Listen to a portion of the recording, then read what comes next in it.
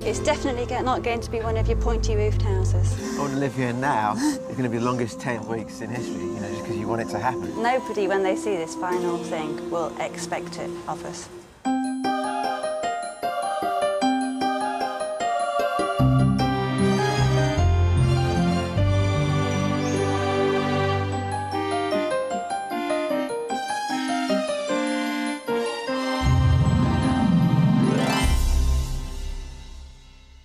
London is currently being overwhelmed by a mass outbreak of modern millennium building that is transforming the capital. And wherever we live, most of us in Britain know and probably admire one local piece of avant-garde public architecture. But how would you feel if a high-tech building suddenly sprang up in your street? And for that matter, is it your idea of a dream home? Well, it's certainly a long-held dream of the couple I'm meeting this week, Sarah and Coneyl. We've been looking for somewhere for about 3 or 4 years that we could move into, possibly convert, change, you know, make it to a live workspace, whatever. But we just couldn't find anything. So I was talking to some architects who came to the conclusion that we could actually build somewhere. It seemed very far-fetched at the beginning, but at the end it seemed like the logical idea. So for better or worse, we took the plunge. Both Coneyl and I sort of live for the moment, live for now. And so it seems to be absolutely perfect that we're creating a house that will be a 21st century house. They're no strangers to modern design. Sarah Jordan makes award-winning contemporary jewellery, and Coneyl J is a freelance photographer. They want to live in a unique modern space that'll also accommodate their businesses. What we do anyway in our working life, we always create new things, so it just seems like one step further to create a house and an environment for us to live in, which is something totally and utterly new. It's a challenge, a massive challenge. To build their 21st century dream, they've employed architect Mike Tonkin. Coneyl and Sarah being a jeweller and a photographer, that was the key for us. And we said that jewellery is about being looked at and attracting attention, and photography is about looking. So they're very nice, sort of nicely opposed. So we said, well, let's just simply make 2 buildings that look at each other. What are you putting into this building which is jewel-like and is photographic? We've taken the house and we said the house is like a jewel box, and the jewels are the objects in the house that you live with. So the bath becomes a jewel for washing in, and the kitchen becomes a jewel that you cook at. And each of the jewels have lights in that light up. And the studio we've actually made into a camera obscura. And it's working like a very, very large pinhole camera. It's dark inside, it has a blackout blind that comes down, and it'll have a small pinhole. A little hole in the blackout blind, and that will project an image of what? That'll project an image of a house upside down on the back of the studio. This is all in theory? In theory, yeah. So have you done this kind of domestic build before? We've not done a new build before, so... So this is your first complete new build? This is our first new building, yes. The design is for 2 buildings, a double-height studio and a house that face each other across a sunken water garden. This whole design is about the play of light. Vast glass walls flood the open-plan interior with sunlight, while the kitchen units have lighting built into them so they glow in the dark. Upstairs, on a mezzanine floor, the master bedroom and bathroom also feature custom-made furniture with built-in lighting. The house looks out across the flooded courtyard to the double-height studio at the opposite end of the site. A sheltered walkway on the left connects the 2 buildings, while on the right there's a long glass-walled wing containing bedrooms and Sarah's workshop, leading through to photographer Coneyl's studio. Taking advantage of the long tapering site, the studio will behave like a huge pinhole camera. When the specially designed blinds are lowered, an image of the house will project itself onto the studio walls. They plan to use lots of newly developed materials and cutting-edge building methods, yet the frame of this very contemporary design will be built from the most ancient of materials, wood. But it'll be given an original finish with a coating of white render mixed with glass beads. This way, the whole building will sparkle inside and out. So where else is this starkly contemporary piece of architecture being built but in a quiet residential street in North London? Hello. Hello. How are you? Very well. So I have to say, this place is not easy to find. It's kind of really tucked away. What did the place used to be? Is it garages? It's the old mechanics workshop at the Really? back. And all these garages along here? Garages, yeah. Yeah? Yeah, the whole site, which is quite large there. Yeah, it is. How's it going to work? I mean, because it's an extremely long, narrow position, isn't it, here? Yeah. The site is very thin. Well, sort of planning on moving a lot of the living accommodation over to the right-hand side, having bedrooms on the right-hand side here. At the front here, we're going to build an absolutely outstanding glittery box, and then to have the working at the rear At the of far the site. end, so it's going to be a long, thin building. Yeah, with a sort of garden in the centre. It's definitely not going to be one of your pointy-roofed houses. Show me out the back here. This was the garage, was it? I'm sure the local planners have views on Coneyl and Sarah's modern design. Getting permission to build any new house is never straightforward. A good start is to buy a plot that already has planning permission, or find a plot with a derelict house that can be replaced. But Coneyl and Sarah are taking a different approach. So has it gone through relatively swiftly? We're still waiting to get the final piece of paper at the moment. So you haven't actually got planning permission? No, we had no idea that we could even get planning That's kind permission. of breaking the first golden rule, isn't it? Yeah. When did you put in the application? July last year, July 99. That's 11 months. We've just believed in what we wanted to do. I mean, we risked everything by buying the site without planning permission. Either we risk losing the land, or we got the land and then risk not getting planning permission. And risking the planning permission is a much better risk, I think, than risk trying to find this again. I mean, you're never going to find this again. But the fact that you haven't got the paper, does that imply that you'll receive the paper soon, or could it be another 11 months before? We do believe that the planners will come through. But it's the one part of the process where you can not really force the issue. You have to go with the speed and the pace of which they work at. Basically, they've got our head in the noose. If they say no, then we stop. It's the end. Coneyl and Sarah have gone and bought a piece of land with no planning permission. So, are they mad or just naive? Well, in fact, theirs is quite a well-calculated risk because the site already has a building on it, albeit one which is derelict, disused and light industrial. And it's squeezed in between houses and shops. So the chances are that the planners are going to want to change its use to residential. Having said that, I just don't know if they'll buy the avant-garde design in what is such a polite Edwardian street.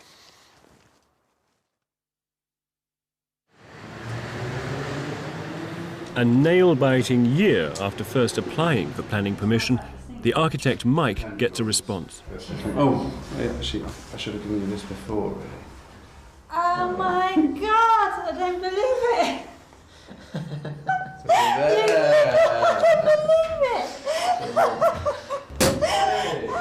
Oh, well done. Cheers. Cheers. This is the planning department. I think we're probably the most happy people in the whole of North London at the moment. It's been one absolutely amazing day, incredibly busy, and the best news that you could possibly have ever had. Very unexpected. I mean, I think we waited a long while for it, and it was worth the patience, and it was worth keeping cool. They're all up for some modern design. To be honest, it seems almost unreal that we've actually got it, because we've stopped ourselves getting excited for so long. Because until you've actually got this piece of paper that we've been talking about for so long as well, it's like, can it really be true? We can actually do this most dreamlike thing. To pay for the new build, Coneyl and Sarah are selling the family home that Conneyl's lived in his whole life. They're renting a flat nearby for the duration of the build.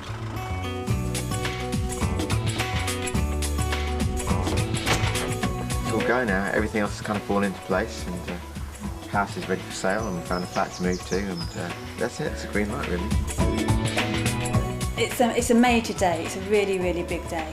It is like the first day of the rest of the life, really. Some sentimental sort of attachments to memories here, which is obvious. But it's kind of outweighed by the excitement of this is one step closer to what we're trying to do, sort of dream. You can sign off the past now and go to the future with like no fears whatsoever. Coneyl and Sarah are hoping to start on site in 2 weeks. They're using every inch of their land by building right up to the edge of the site. But in a built-up area like this, that means a lot of neighbours and a lot of time-consuming negotiations. 2 weeks turns into 2 months. But Mike's confident that once they get started, it will be a fast-track build. Now we've got the contractor appointed and the start on site, it's 21 weeks construction time. It's a fast programme we're working to, but all of the techniques we're using and the construction methods mean we should be able to produce a building on time. Like the architect, the main building contractors have never built anything like this before, but they're showing the same confidence. So Bob, you're running this job? I am. The build is 20 weeks, plus you've got a week off for Christmas, haven't you? That's right. So is that doable? Oh yeah, it's easily doable. It's probably a little bit more than we need. A little bit generous? Places. In places. Quid pro quo. Absolutely. You think you'll be in more or less on schedule? We'll be on schedule, yes. I'm really curious to see if a house can be built in 20 weeks, let alone an ambitious piece of modern architecture. Work finally begins on site with the demolition of the old garages. The fast-track build starts out at a snail's pace. It's not really a demolition, it's more of a dismantling because the buildings have to be taken down very carefully. We're surrounded by about 9 neighbours and obviously don't want anything that we do to affect their business, their home or whatever. Demolition may go slower than expected, but after waiting 2 years, Coneyl and Sarah aren't complaining. Today I've started taking off all of the old garage doors and slowly knocking down all by hand.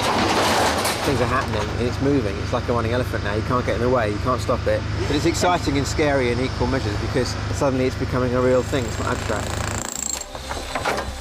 It's like the feeling when we first decided that we were going to build and design our own house. We were really, really excited then. And then in between there's been like tons of hassle. And now we've come out the other end where it is actually being built for us. And that is just really exciting.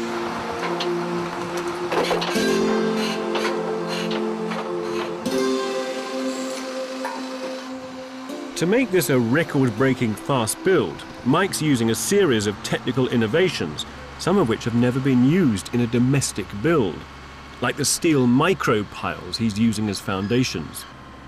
Most houses are built on concrete-filled trenches, but here the entire building will be raised completely off the ground on hollow steel rods.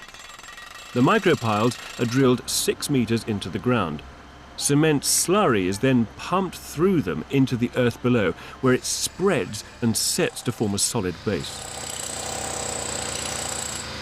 Now, Bob, these big galvanised brackets here are going to carry the main beams of the floor, aren't they, of the building? That's right. The whole building sits on these? Sits on these, with the primary supports for the building running through here, full length of the building. Blimey. So how many are there? There are 83. Blimey, that's a lot, isn't it? It is. And what's it used for?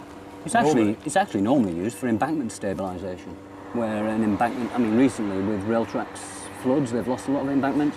This is the sort of thing that would go back and stitch it all together. You stitch it together and you fill it with concrete and you stop the bank from slipping down that way. That's right. But this is an entirely different use because this is taking weight in compression, isn't it? It is, but in compression it's actually a little bit better than it would be in tension. Yeah, it's a kind of wonderful new use for it. A new use for it. Yeah. And it's so much quicker than conventional foundations. I'm just amazed no one's thought of it before. In his quest for speed, Mike's not afraid to use mass-market construction methods. He's having the framework of the house manufactured off-site in a timber factory. They'll prefabricate all the timber panels here. The details that we've done, I think, is going to make the package quite straightforward to put together on site. All the thinking of it will have been done at this end before we hit the site. And we're probably going to be looking at maybe a time span of 2.5 weeks, hopefully on site, getting the superstructure up. Once on site, the panels will just have to be bolted together like a giant Meccano set. And as such, construction should be child's play. This is a 20-week build, which is very tired. There's not much room for manoeuvre. They're 6 weeks in, and they're already a week and a half behind. But Today is the day that the timber frame arrives, which means that within 2 weeks, Sarah and Coneyl should have the skeleton of their new house. The first delivery from the factory is the floor panels. These are simply bolted onto wooden beams that sit on top of the micropiles. The builders get off to a flying start, and it doesn't take long to map out the footprint of the house.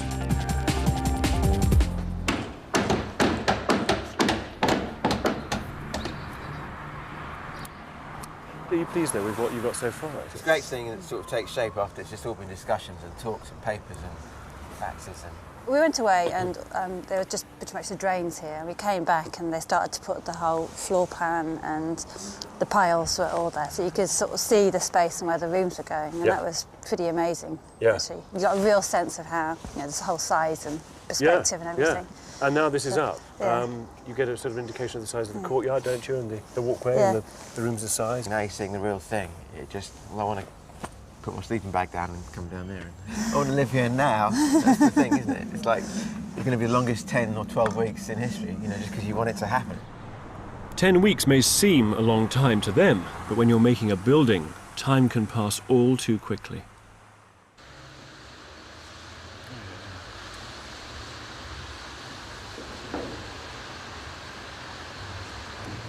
This is the cloister that connects Coneyl and Sarah's dual house at the front with their photography studio at the back. Now, according to the schedule, all the timber work on the site should now be up. Unfortunately, neither the house nor the studio have even been started. They're 3 weeks behind, and they're on a 20-week fast-track schedule. So what I want to know is, how are they going to make up the difference?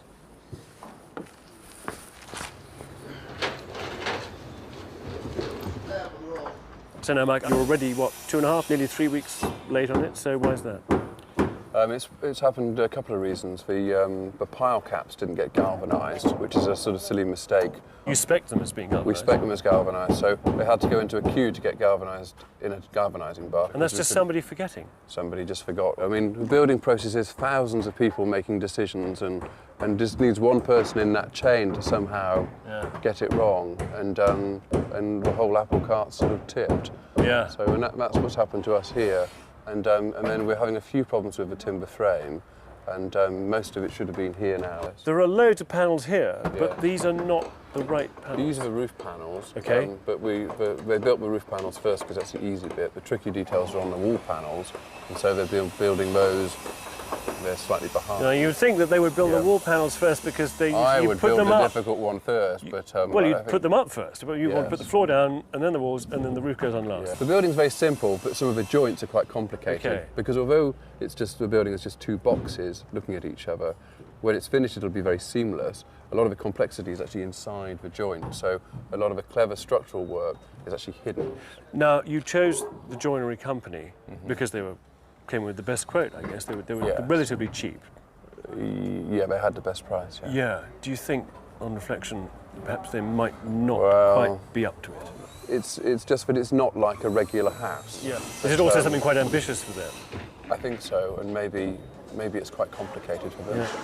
Building always takes a long time. I think Alvar Aalto said, if you want a building, you can have it quite quickly. If you want a piece of architecture, you're going to have to wait. That's not good news for a fast-track build. The first batch of wall panels arrive in the new year, and the framework can start to go up. There's nothing revolutionary about timber frame houses, but the way this house is being put together is far from ordinary.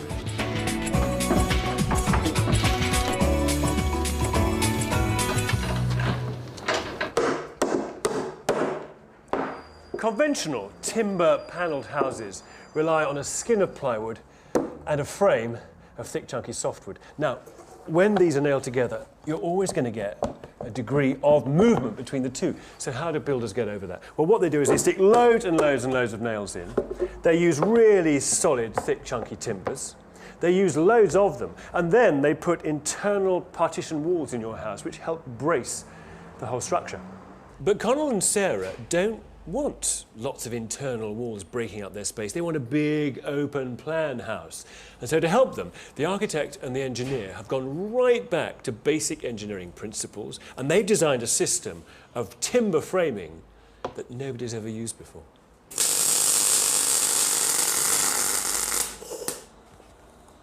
They're using a glue which performs rather like welding does on steel. It forms a really tight bond between two pieces of metal, just as the glue forms a really tight, intimate joint between a piece of plywood and the softwood on it. And the result of that is there's absolutely no flex in it at all. But at the sub-zero temperatures of early January, the glue isn't drying, and the builders are constantly having to reset the timber.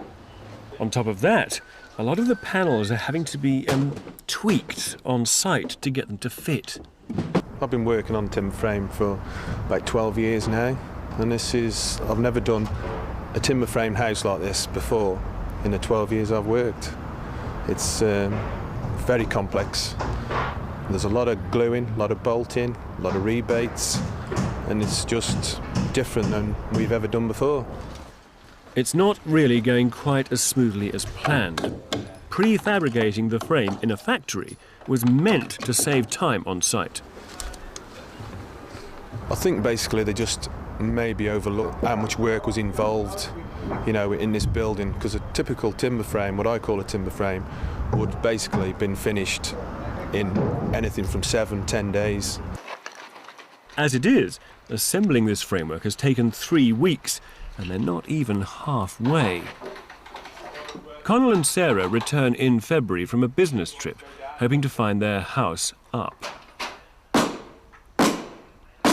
We've just got back from Japan, and we went to the site on the Sunday when we got back in the evening, and we were obviously expecting to see all the rest of the timber frame up, and we thought, looks as if something's gone a little bit wrong here. After a handful of pretty usual delays, an act of God brings an unmitigated disaster. There's been a fire in the timber frame factory. They've lost their machinery, tools, and all the detailed drawings to make the panels. I was woken up at about 1:05 on the Saturday morning, and basically we were informed that the workshop was on fire. We didn't really know what to expect, other than the fact that we could see a big chimney effect of flame and steam rising on the horizon sort of thing, and obviously we realised as we got nearer that it was our workshop that was going. And that's wiped out all of the manufacturing facility, and obviously the follow-on from that has been that we can't get the stuff onto site when it should have been.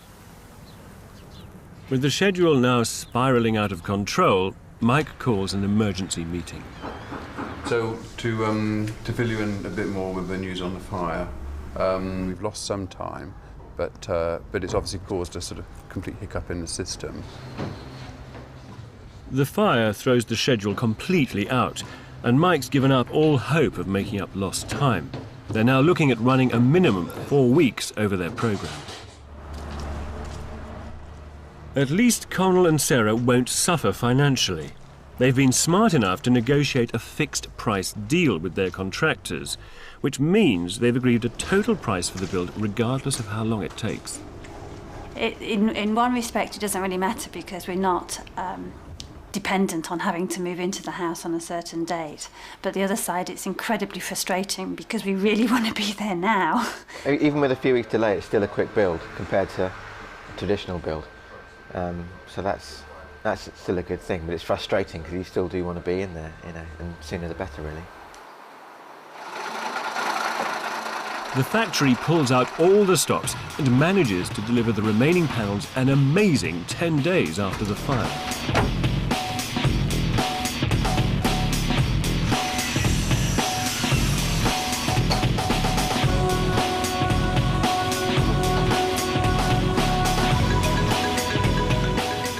While the timber frame contractors finish off the house frame, the roofers are making a start on the studio and the covered walkway.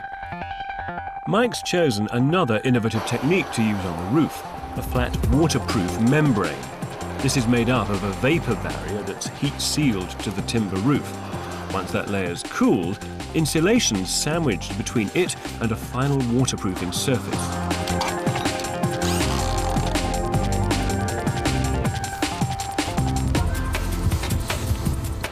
This kind of membrane roofing is more often used on big-budget commercial projects. But Mike's keen to use a top-end product instead of the cheaper option of roofing felt or tiles to guarantee that on a totally flat roof like this, the surface will be 100% waterproof. It's another example of how Mike's borrowing methods and products from commercial building. It's tactics like this that'll make his design unique. This build seems to push all the boundaries in terms of its design and its construction. For example, down here, these steel and concrete micro piles, which normally are used to reinforce motorway embankments, but which here are supporting the whole building. And the surprisingly thin roof panel section, which relies on glue rather than masses of timber for its strength. And the reflective concrete render, which is going to be made with little glass beads. Now, each of these ideas may seem risky and experimental, but in fact, they're all proven in their own areas. If Mike's taking a risk here at all, it's in bringing these different technologies together in one house. But I think that's a risk worth taking because the result is going to be a very interesting building. You any glue knocked up, Ad? It may look like the building's just starting to go up, but it's enough to give Coneyl and Sarah a glimpse of their new home. So is this space working out as you thought it would? I think it's working out better than we thought it would, to be honest. I mean, you see the model, you imagine things being quite small, but you're actually standing here and you can get a real feeling of the double height void that'll be here, and the whole width of the lounge. I was quite sort of worried that the rooms were going to seem too small over there, but when you're standing in it, it seems like... Seems fine. But it starts to create its own little world, and I think that's really interesting. It makes me think we're probably going to never leave once we get in. So now you can see the structure coming along. How are you planning the interiors? What are they going to look like? Very simple, basically.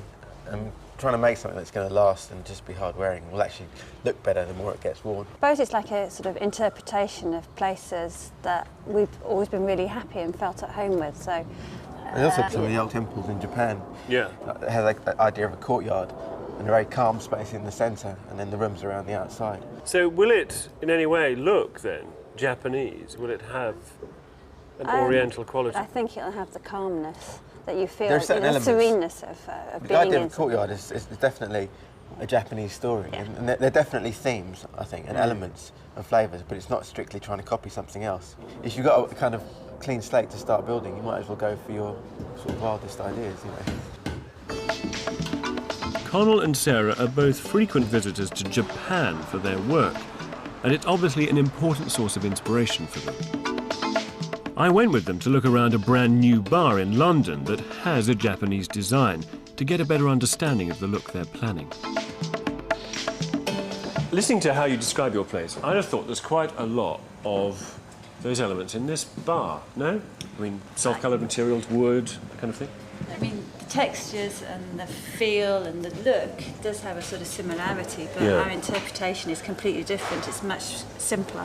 And it's a lot more decorative, the sort of finishes and the detailing here, than what we're going to have. I think we've pared things down. I mean, there's similar influences here. There is a similar palette. There's a darkness to it that will be appropriate to the colours that we're using. So natural materials, self-coloured materials, simple. Yeah.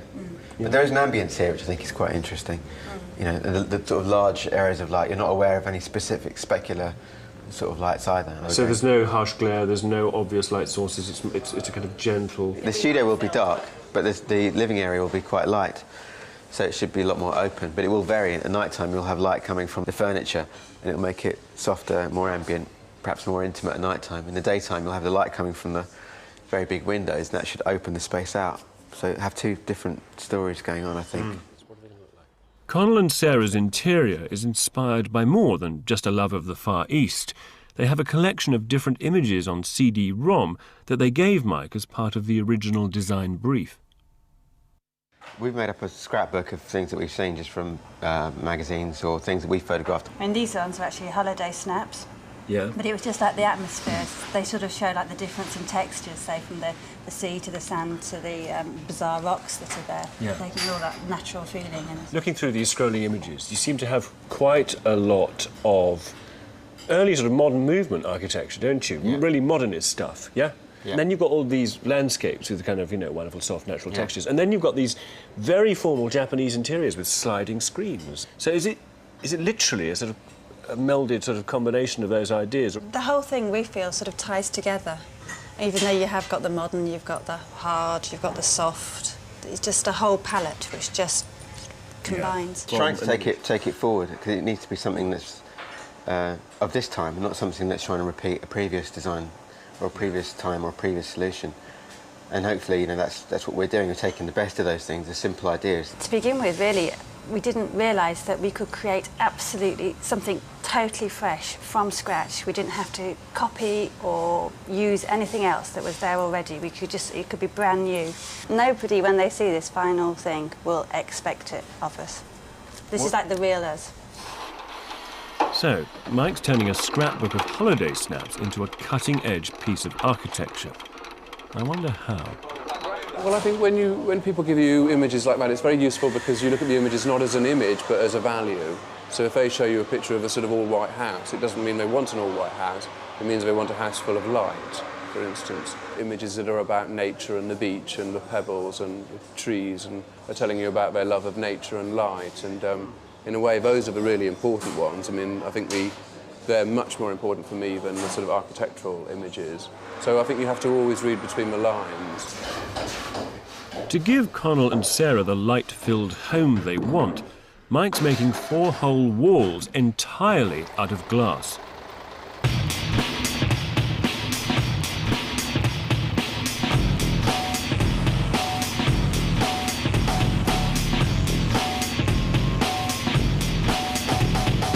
It's not just any glass either. These huge sheets cost £3,000 each, and they had to be ordered from Germany 16 weeks ago. Because we've only seen a sample this big so far, so seeing them that huge is just amazing. Just different angles, it's fantastic.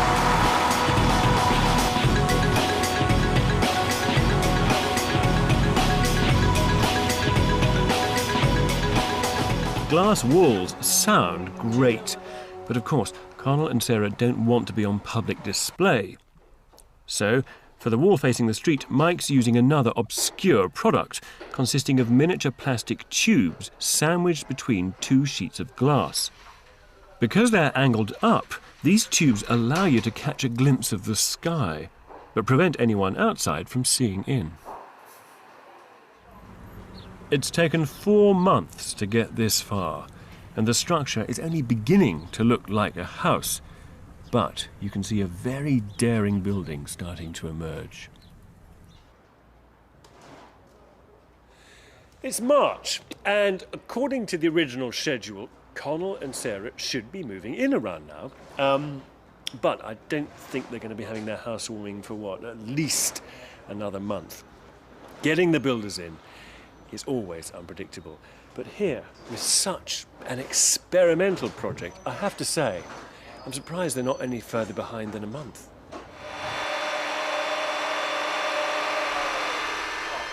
There's still a long way to go, but as the last sheets of glass are fitted, they're finally making the building watertight. Yes, forget the counting. Get across. Only about this. All right, just move it. You stay there. Time for the traditional topping out ceremony. That's one milestone they've managed to reach, but by now any hopes of a fast-track build are long forgotten. It just doesn't show. Coneyl and Sarah are only just beginning to discuss the internal finishes that Mike wants for the house. He's taking them to see a rather surprising material that he's used on an earlier project, Virock, which is MDF to you and me.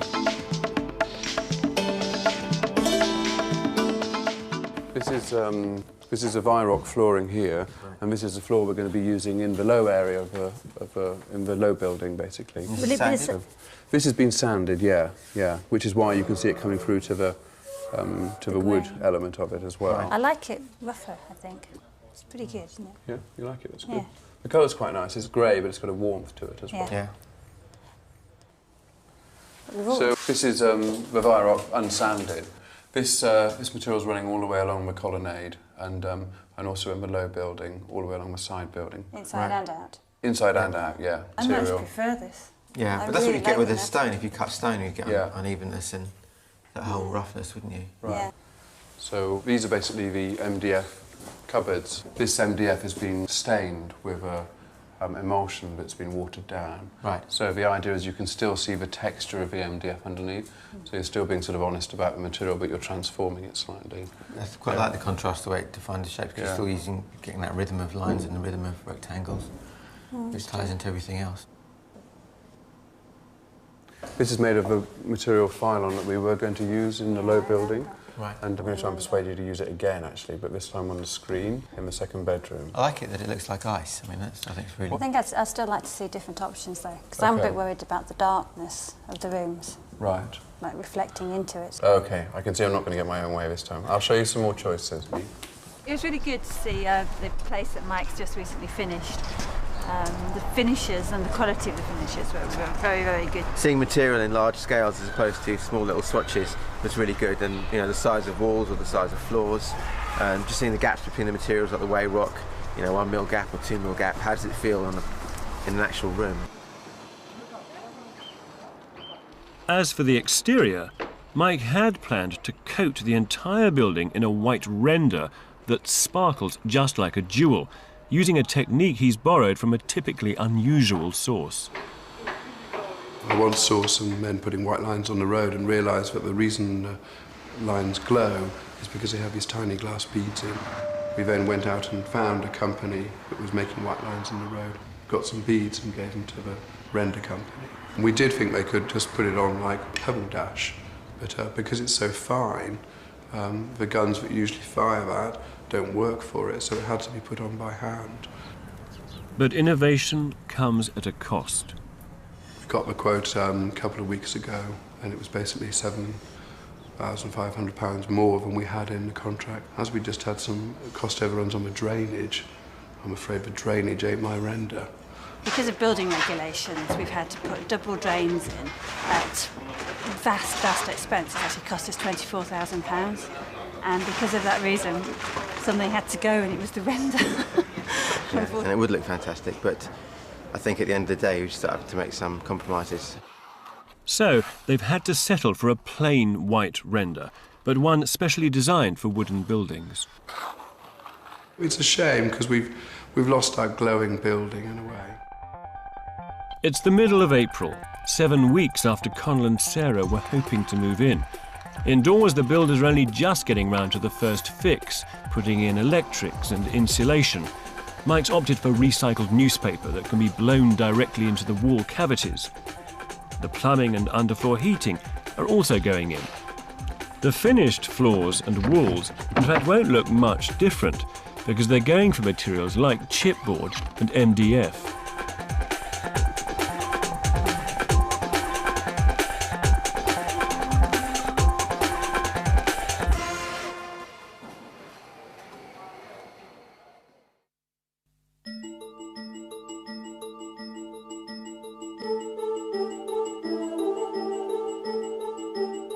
It's nearly the end of May, and despite all the setbacks, from here, it looks like Sarah and Coneyl have got there.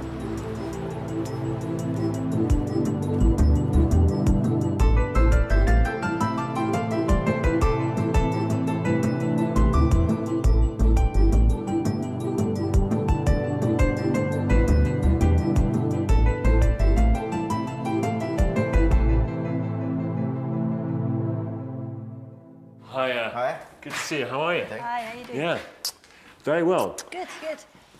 What an amazing space! What an amazing view down the end. But it's not finished. Not quite, no. This is the kitchen here. Yep, that's right. Yeah. So what's going to go where here? This is a central island. Yes. Over here we're going to have the sink, and Yeah. then here is going to be the hob. And it's backed by this enormous glass wall The glass is like a honeycomb of straws. It's angled upwards. It's designed for like in the glass. skyscrapers to stop heat coming in, so they normally angle it the other way, so the heat doesn't come into the building. Right. But we flipped it around and done it the other way, so So light to comes say in. Mike is the first person to use it that way. Something no like doubt. that, yeah. So that's natural light. Artificial light in here is provided by what? Well, these are all the jewel items here. I mean, the These honeycomb. cupboards. Yeah, they're all going to have fluorescent lights inside, and a lot of the light of the space is going to be provided by these. Beautiful. It's very delicate as well. It's very Very fragile. atmospheric. Yeah. So this area here is your living room. Yeah. Is that correct? Yes. I mean, this morning it is bathed in light, isn't it? It's going to be so beautiful. It's just going to be fantastic sitting here and reading the papers and drinking coffee on a Sunday morning. And what's this flooring that's going to go down? It's actually just chipboard, and it's been painted just with white paint. So it's it the goes same slightly stuff long. that's on the wall here, isn't Yeah. it?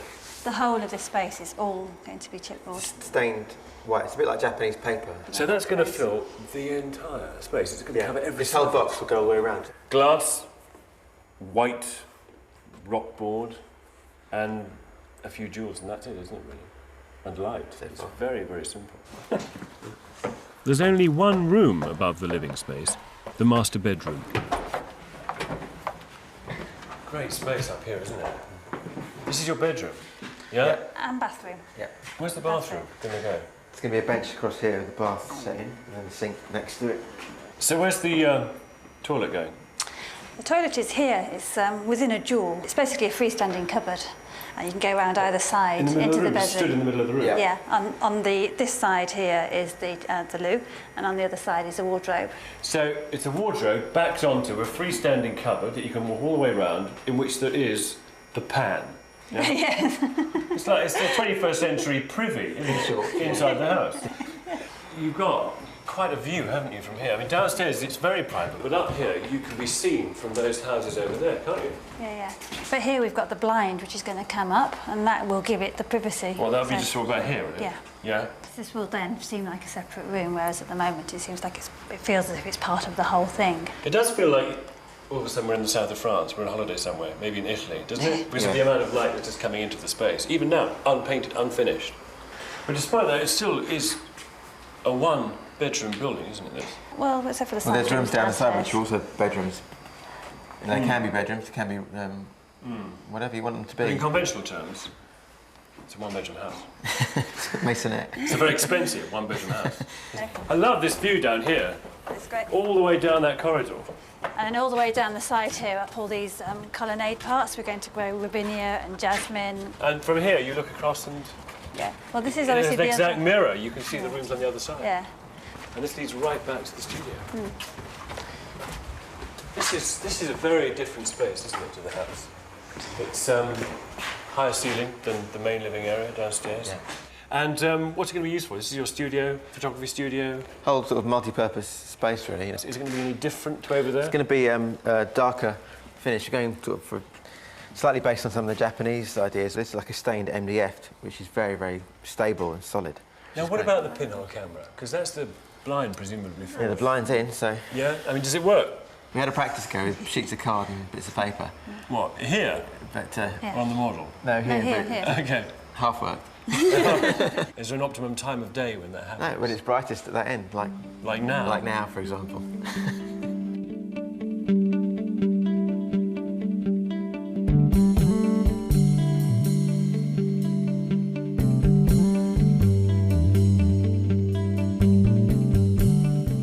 Outside, at least, this house looks nearly finished.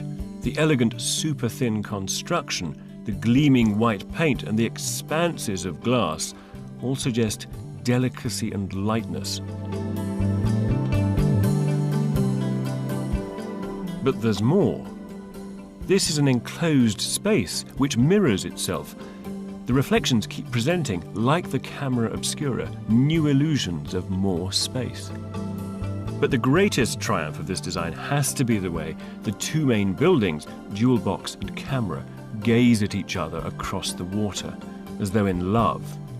Mike has brilliantly engineered this relationship by building the pair of connecting corridors, one of which is divided into rooms, one of which is an open walkway.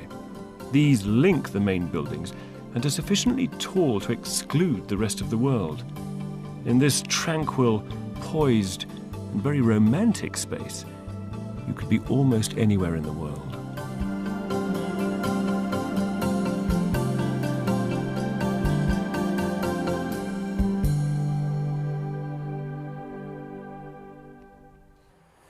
So now, the 21-week superfast build on this project that was originally envisaged didn't quite happen like that.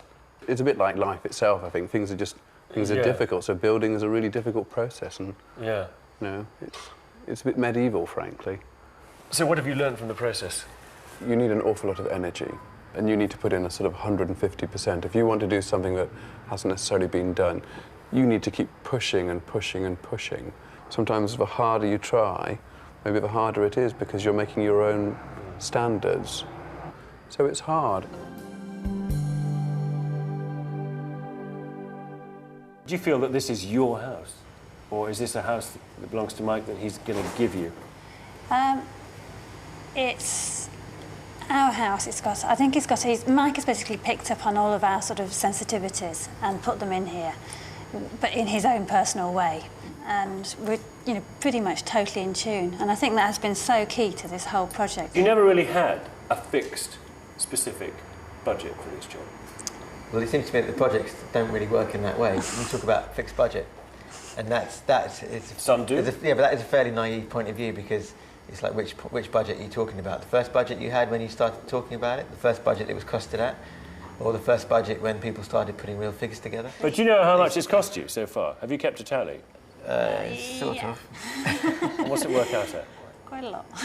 Well, I reckon it's cost you 450,000.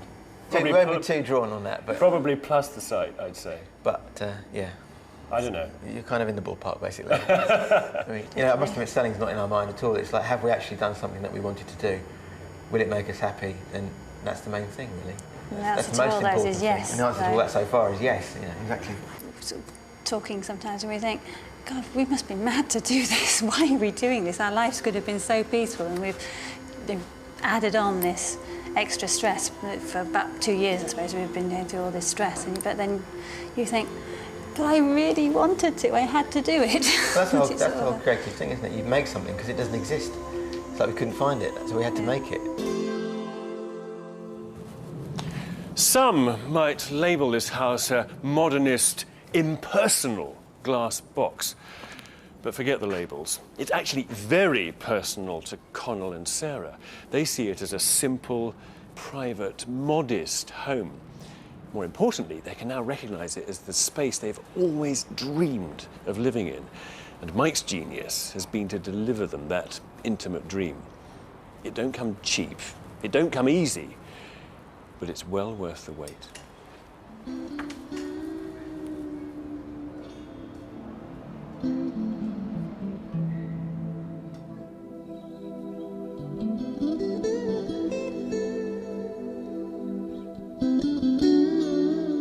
But when you come in, it starts to reveal itself. It's like the more you get to know it, the better it gets, really. You know. It feels like the place I've always imagined to live in and be in. It feels natural to be here.